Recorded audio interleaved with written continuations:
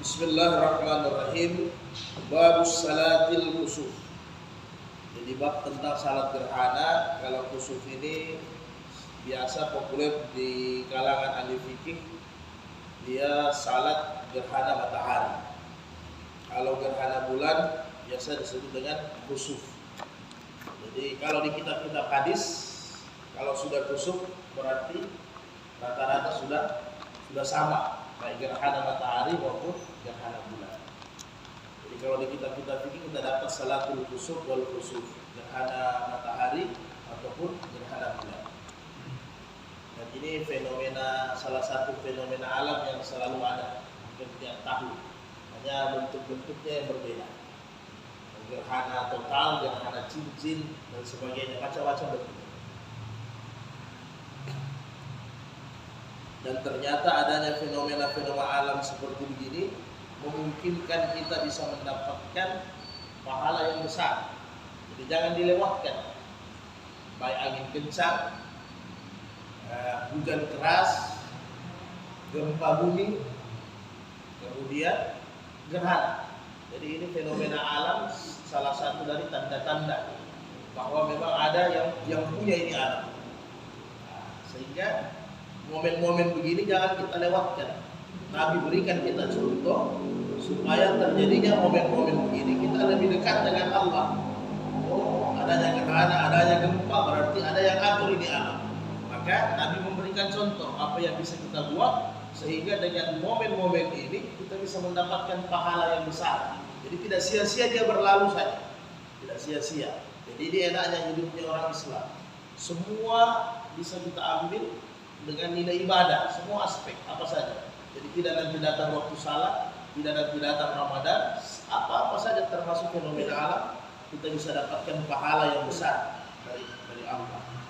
Salah satunya gerhana. An-Mughirah bin Syu'bah radhiyallahu anhu qala in kasafatis samsu ala ahdi Rasulillah sallallahu alaihi wasallam yawma mata Ibrahim. Faqala an-nas in kasafatis samsu li mauti Ibrahim.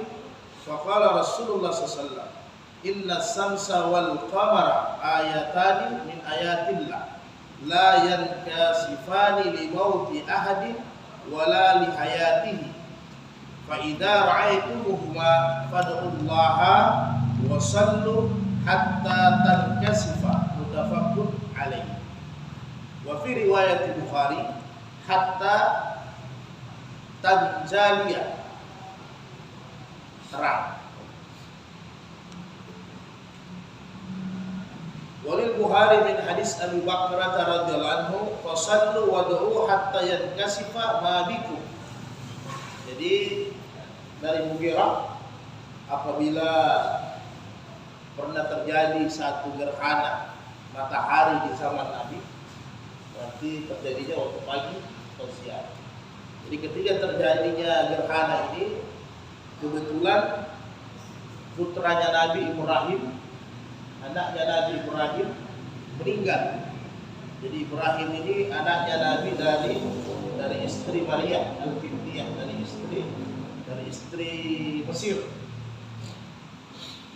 Jadi ketika meninggal putranya Rasul Ibrahim, pas terjadi gerhana matahari, sehingga orang-orang mengatakan terjadinya gerhana matahari ini karena meninggalnya anaknya Muhammad. Sehingga Rasul bersabda untuk orang-orang Islam, para sahabat sekalian, ketika itu bahwa sesungguhnya inna samsa wal qamara, adanya terjadinya gerhana matahari maupun gerhana bulan itu dua tanda dari tanda-tanda kebesaran Allah. Mereka kemudian tidak akan terjadi gerhana matahari ataupun gerhana bulan karena disebabkan matinya seseorang atau lahirnya seseorang, begitu juga sebaliknya. Jadi matinya atau lahir. Oh, gerhana bulan berarti ada yang lahir. Gerhana matahari ada yang meninggal. Jadi tidak begitu. Jadi tidak ada hubungannya. Maka Nabi memberikan pengajaran kepada kita, apabila kalian terjadi seperti ini, gerhana matahari atau gerhana bulan, maka segeralah berdoa kepada Allah, kemudian salatlah, ya bisa diselainkan banyak, bersedekahlah, beristighfarlah, fakab baru membesarkan Allah, kemudian salat sampai hatta tankasifah, sampai matahari bersinar kembali, sampai bulan terang kembali. Itulah ya. Nah, jadi itu yang harus dibuat. Jadi ketika terjadi gerhana matahari atau gerhana bulan, jangan berteriak atau jangan lari sembunyi di kamar. Jadi diperintahkan kita ketika terjadinya ini gerhana, berdoa kepada Allah, salat, bersedekah, beristighfar, bertakbir membesarkan Allah Subhanahu wa taala. Mayoritas ulama mengatakan kalau tiba-tiba terjadi, kita langsung bertakbir. Bertakbir. Nah, jadi jangan dibuat selain daripada hal-hal seperti ini. Karena biasanya kan namanya orang-orang tua kita dulu. Nah, mungkin pemahaman agama atau hidayah yang belum datang, kadang kalau sudah terjadi gerhana, diambil belanga ditutup. Belanga diambil ditutup. Atau ada juga sebagian kalau di zaman dulu 80-an, 90-an, seingat saya 80-an, itu biasa ada yang ambil sapu gigi. Nah, dengan alasan bermacam-macam, kira-kira begitu. Dengan alasan bermacam-macam. Jadi kalau terjadinya seperti begini, cukup lepaskan takbir saja, Allah Akbar. Kemudian paling bagus kita salat gerhana. Itu yang paling bagus. Nah, jadi tidak usah dibuat hal-hal yang lain atau teriak. Bahkan kalau di Sulawesi Selatan, ya maaf, ada beberapa tempat wilayah itu kalau datang gerhana Pak, mereka telanjang. Itu telanjang. Disambung itu gerhana dalam keadaan tabu. Ya, dalam keadaan tabu. Nah, jadi tidak demikian caranya. Sambil ditoki-toki macam-macam. Toki belangak atau apa, tapi dalam keadaan telanjang. Jadi tidak demikian ajaran Islam. Jadi diperintahkan kita ya sholat, bersedekah. Artinya apa? Alam ini bisa berubah, bahkan bisa hancur. Jadi apa yang terbaik dalam diri kita keluarkan. Tidak begitu. Supaya kita lebih takut lagi kepada Allah. Kemudian Aisyah radhiyallahu anha, anna Nabi sallallahu alaihi wasallam jahara fi salatil kusuf bi qiraatihi wa shalla arba' raka'atin fi raka'ataini wa arba' sajadatin muttafaqun alaihi. Wa fi riwayati fa ba'asa munadiyan yunadi as-salatu jami'ah. Jadi Rasulullah SAW kata Aisyah melaksanakan salat gerhana ini dengan bikiratihi, dengan rakaat, dengan bacaan yang panjang. Jadi memang paling utama, paling afdal ketika salat gerhana bacaan boleh diperpanjang. Nah, jadi tinggal dikondisikan, terbaiknya panjang. Jadi nanti di hadis-hadis lain Nabi sampai baca Al-Baqarah. Jadi kalau Al-Baqarah berapa juz? 4. Ya, kurang lebih. Nah, jadi tapi tinggal dikondisikan sesuai dengan kondisi jemaah, ya kan begitu. Nah, kalau memang seandainya suasananya di jamiah atau di ma'had atau di pondok, ya memang orang-orang penghafal Al-Quran ya bolehlah, apalagi kalau jemaahnya anak-anak muda. Nah, tapi pada intinya Nabi praktekkan, kata Aisyah biasanya bacaannya agak panjang. Kemudian Nabi salat itu rukunya 4, ya, rukunya 4, kemudian rakaatnya 2, ruku 4, sujud 4. Jadi 4 dengan dalam dua rakaat. Walaupun ada model-model paket-paket lain tentang cara rukunya ini, tidak ada masalah. Jadi intinya siapa tahu nanti kita dapat tempat lain. Jadi Imam mazhab dalam hal ini, khususnya Imam Syafi'i, Imam Malik, mereka berdasarkan ini sepakat bahwa 2 rakaat jumhur sepakat, semua mazhab sepakat.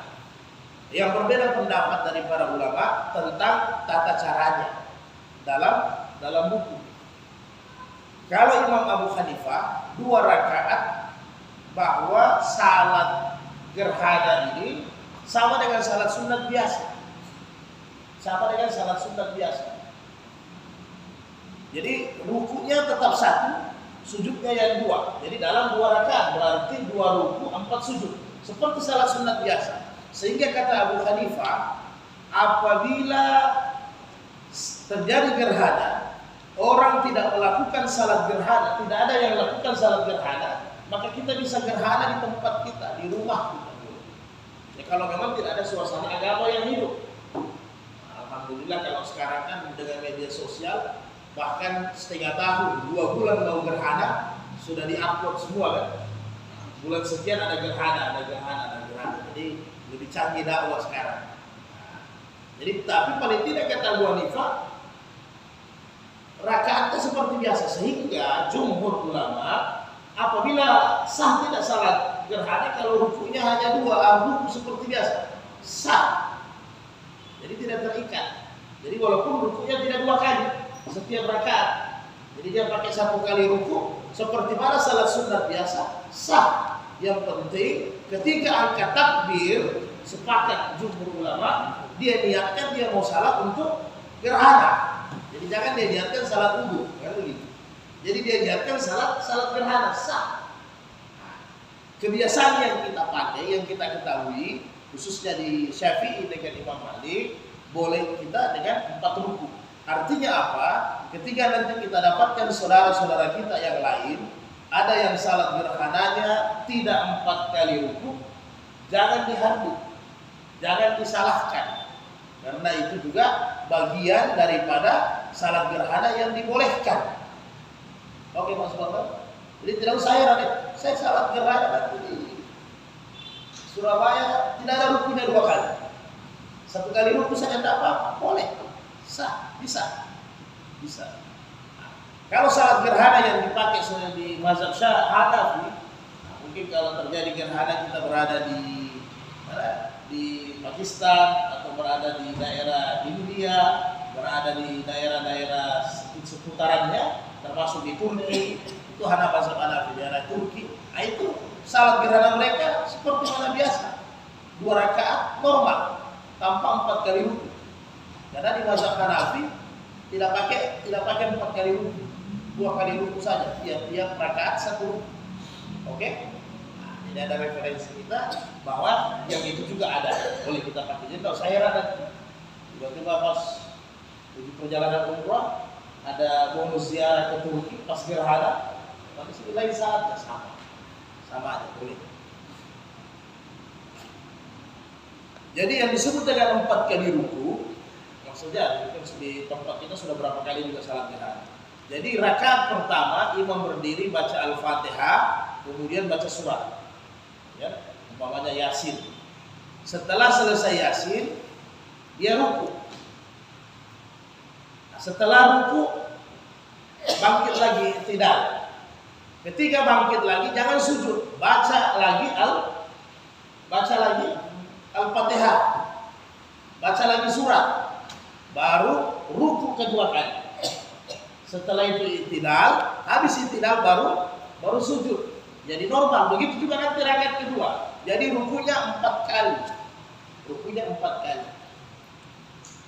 Imam Syafi'i mengatakan kenapa demikian yang Nabi anjurkan? Karena memang kata Rasul, sedaya upaya hatta tanjalia, supaya suasana terang kembali. Jadi setelah salat kalau boleh gerhana sudah hilang. Jadi kita asik dengan salat, kita asik dengan ibadah pada saat gelap.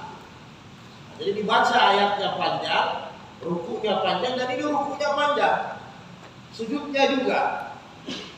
Jadi bisa dipakai bacaan ruku yang ada 1 kali, 3 kali, ada 7 kali, ya, ada 12 kali, ada 36 kali. Jadi boleh dipakai bacaan ruku yang 36 kali. Yang penting jamaahnya kompak, kan begitu.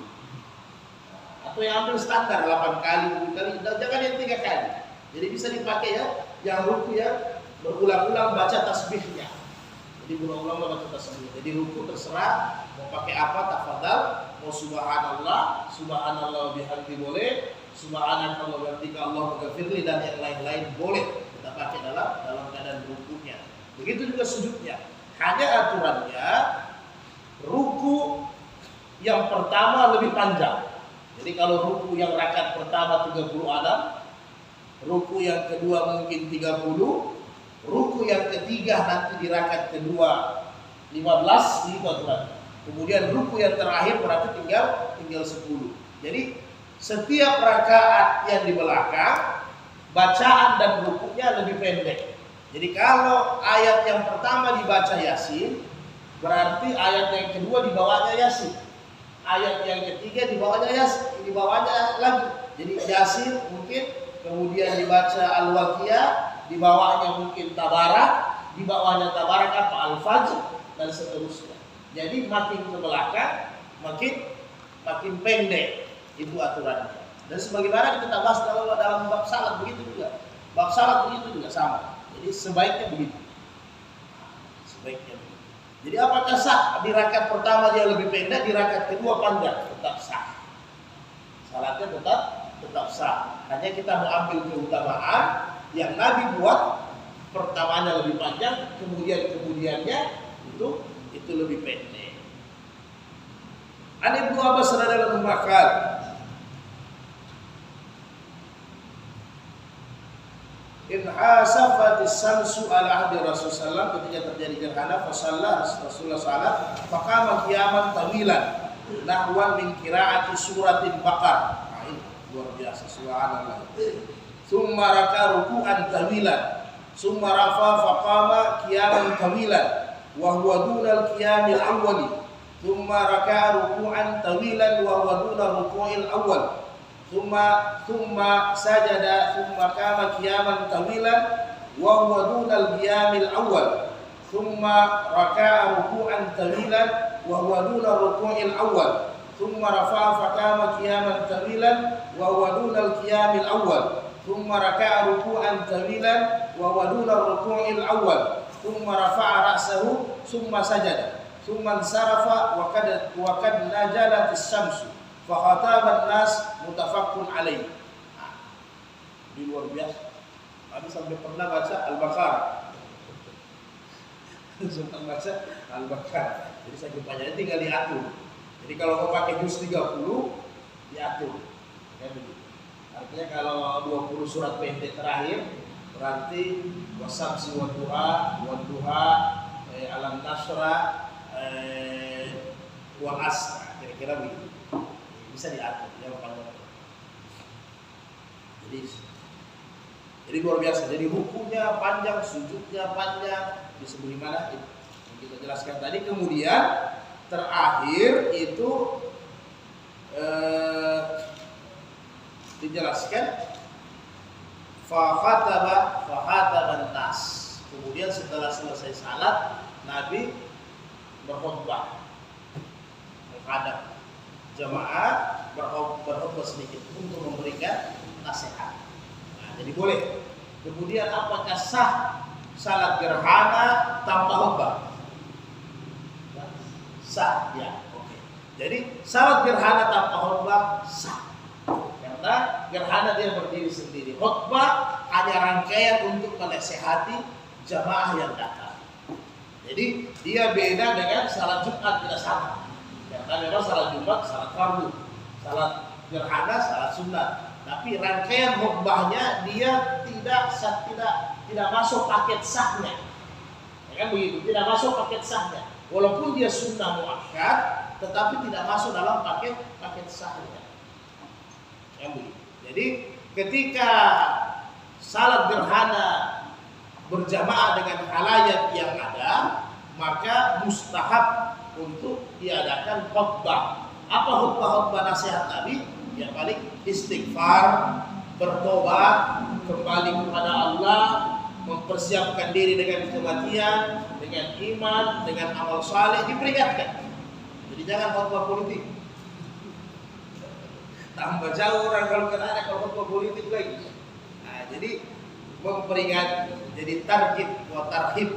Jadi diperingati saja bahwa kehidupan ini sementara, adanya ini fenomena berarti adanya Allah. Ini menandakan bahwa kita juga ini bisa padam, bisa gelap, bisa maut, bisa mati dan sebagainya. Jadi dinasihatkan. Jadi kalau memang tidak ada yang khutbah, lamas tidak menjadi masalah. Ya, apalagi kalau memang tidak ada yang dirikan, mungkin kita pada saat gerhana ada di pelosok. Nah, kemudian di kampung itu tidak tegak salat gerhana, jadi kita salat sendiri saja. Jadi jangan sampai tertinggal. Jangan sampai tertinggal ini salat gerhana. Luar biasa, Nabi setiap gerhana Nabi salat. Apalagi di zaman Nabi itu pada dasarnya tidak ada alat canggih yang bisa melihat tepat seperti sekarang. Sekarang ini luar biasa, dalam 1 tahun bisa dihitung berapa kali gerhana.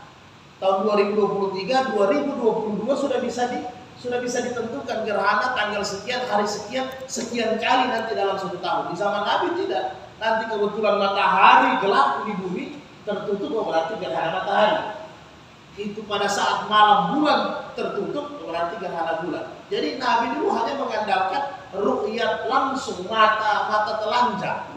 Jadi tidak seperti kita. Jadi sekarang kita enak, bisa dikelenderkan ini mana, ya kan? Bisa kita kelenderkan seperti puasa sunnah. Jadi boleh. Nah, itu kalau ada yang inovasi baru lagi lebih bagus, lebih banyak pahalanya nanti, pahala jariah. Jadi kelender untuk salat sunat, untuk puasa sunat. Dari Senin kali, Syawal Bait, puasa Syawal, Muharram, seterusnya, dikasih masuk juga kalender ibadah di situ. Di dalamnya ini kalender untuk salat gerhana, tanggal sekian, bulan sekian, hari sekian. Sudah bisa dikalenderkan. Jadi itulah hebatnya hari ini ilmu Allah makin luar biasa. Sebelum terjadi sudah bisa kita prediksi dan sudah bisa kita tahu akan ada gerhana. Jadi dilaksanakan salat gerhana, jangan sampai ditinggalkan.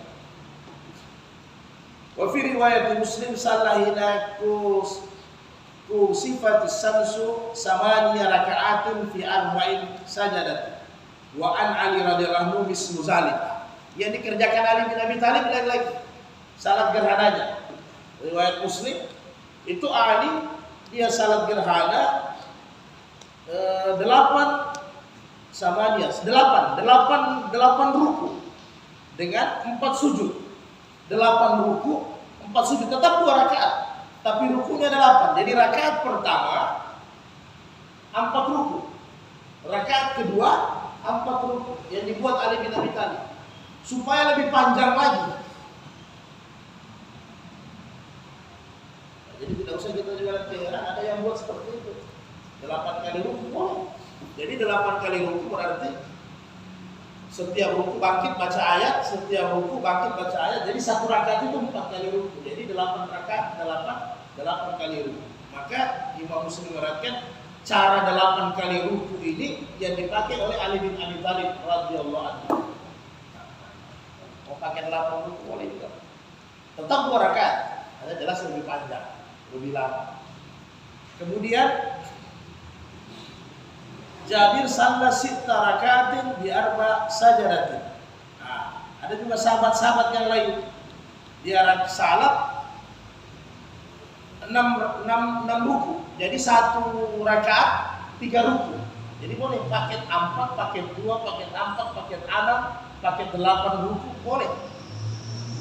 No problem. Jadi jangan nanti yang ruku-rukunya besar. Ente salah, 4 ruku yang benar. Tidak ada ruku. Jadi asik yang ruku sama-sama bersama. Yang tidak ruku tidak diajak. Yang begitu.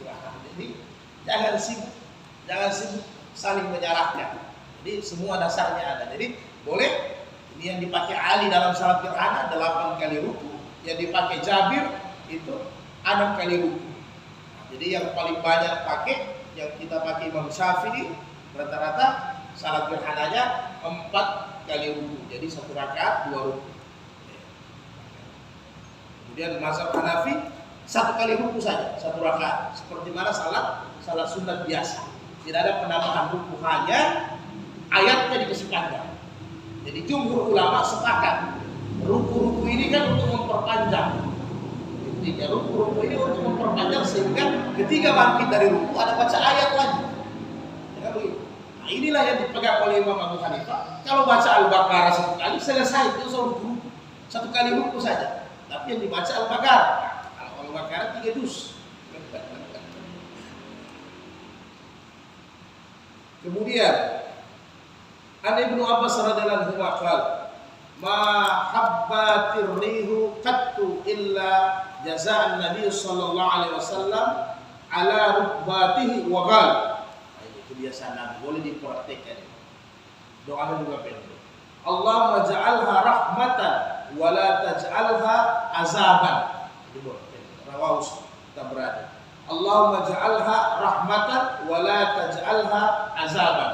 Ya Allah, jadikan ini fenomena ini angin kencang, kilat apa semua sebagai rahmat. Jangan jadikan azab. Ini sudah. Jadi kata Ibnu Abbas, apabila terjadi angin kencang